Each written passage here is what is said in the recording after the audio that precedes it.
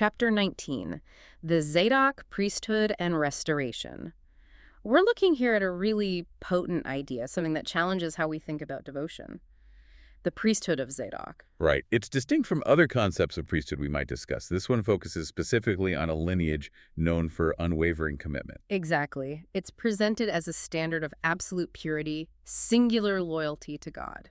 There's no room for mixing things, for compromise, or letting things like culture or personal preferences get elevated above Christ and his kingdom. And its origins are rooted in faithfulness. Ezekiel chapter 4, verse 15 highlights this. It says, "The sons of Zadok were set apart because they, quote, kept charge of my sanctuary when the children of Israel went astray." That's quite a statement. Their steadfastness earned them a unique place. It did. Because they remained loyal when others didn't, they alone were chosen for that close ministry before the Lord. Their service needed profound purity, reverence, absolute devotion. And that historical context, that faithfulness, it feels very relevant. There's a call there for worshipers now, wouldn't you say? Absolutely. The idea of restoring worship, like the Tabernacle of David, implies needing a similar kind of heart today. People who approach God with, as Psalm chapter 24, verses 3 and 4 put it, clean hands and a pure heart. Who shall ascend into the hill of the Lord, or who shall stand in his holy place? He that hath clean hands and a pure heart.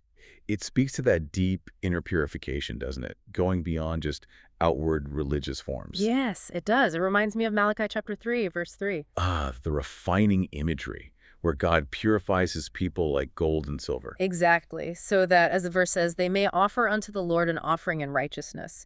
It's about the quality, the authenticity of our worship, stemming from that purified state. That purity and dedication manifested in specific ways for the Zadok priests. The chapter outlines 7 distinct roles that mark their service. Let's walk through those. First, to come near to the Lord. Second, to minister before him. Third, to stand in his presence. Fourth, to offer the fat and the blood, which signifies offering the very best, the highest, most dedicated parts. Fifth, to enter the most holy place. Sixth, to come near to his table. And finally, the seventh, which we touched on, to remain faithful when others strayed. So, bringing this forward, what's the application for people listening? Well, it's essentially a call to mirror that kind of steadfastness, to stand firm, in a world full of distractions and pressures to compromise. A call to pursue purity in our walk, to offer worship that isn't diluted or half-hearted. And what's really powerful is that this isn't confined by earthly boundaries. This restoration of true worship isn't about one race or denomination or location. You're thinking of Revelation. Yes, Revelation chapter 15, verse 4. It gives this beautiful wide picture.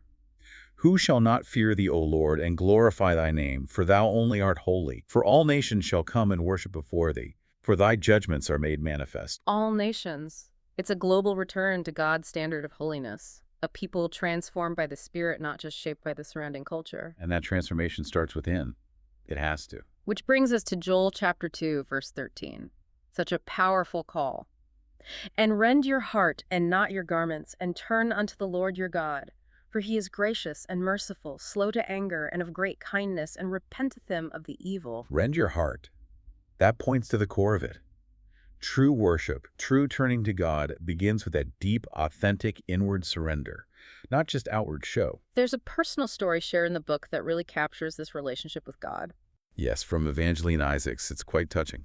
She says, "I always knew I could ask my late father anything, and he would do his best to get or do it for me. That is the same relationship I now have with my Heavenly Father. That's beautiful. She continues. I speak more freely, sometimes as if it is someone sitting right next to me. My Father taught me how to fast, how to pray, and how to walk in holiness. Now, in my own journey of faith, I find that I approach God the same way, knowing that he listens, he cares, and he answers." That really illustrates the kind of intimate, holy relationship we're talking about. It flows from that place of devotion and trust. Absolutely. It connects the dots between holiness, prayer, and a real conversational relationship with God. So the chapter concludes with this strong assertion. This Zadok standard, this priesthood focused on holiness and faithfulness, is rising again. A generation is being called forth that prioritizes holiness over performance, genuine purity over seeking popularity, and unchanging truth over shifting traditions. It leaves us, and you listening, with a challenging thought to reflect on. Will we be counted among them?